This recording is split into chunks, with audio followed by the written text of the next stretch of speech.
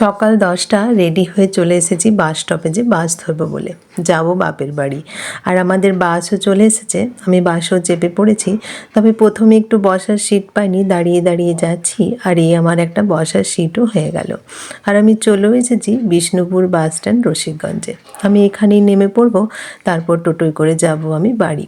তা পথে যেতে যেতে তোমাদেরকে দেখায় এখানে 7টা বাঁধের মধ্যে একটা বাঁধ পোকা বাঁধ। আর এই আমি চলে এসেছি বাড়িতে এসেই প্রথমে রান্নাঘরে গিয়ে দেখি বৌদি করছে শাক। আজ বেগুন দিয়ে পিড়িং শাক ভাজা হবে।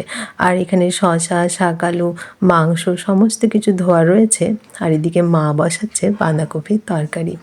বাঁধাকপির তরকারিটা মা ভালো করে, সেজন্য মাই এটা বসিয়ে দিচ্ছে।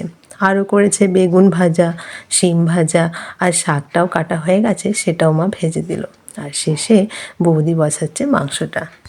বৌদি আবার আদা, রসুন, পেঁয়াজগুলো সব আলাদা আলাদা করে বেটে নিয়েছে, তাও আবার শিলে, যাতে মাংসের স্বাদটা হয় দুর্দান্ত। তাই আলাদা আলাদা করে শিলে বেটে রান্না করলে সত্যি স্বাদটা ভালো হয়। আবার জিরে লঙ্কাটাও বেটে নিয়েছে। এই দেখুন কি সুন্দর কালারটা এসেছে মাংসের। আবার মাংসটা হয়েও গেল, আর এদিকে রান্না বান্না হয়ে গেছে, বাবা খেতেও এসেছে। তাই ভাবলাম বাবাকে আজকে আমি ভাতটা দিই, কারণ অনেক দিন বাবাকে আমি খেতে দিই না।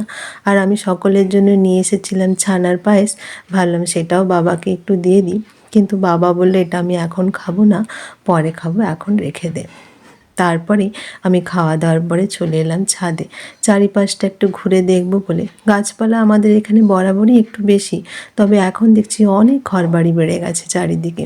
আর এখানে বৌদি অনেক সবজিপাতি, ফুল, অনেক কিছু লাগিয়েছে, যেখানে আমি ছোট থেকে বড় হলাম, আর সে জায়গাটাই লাগছে অনেক নতুন নতুন।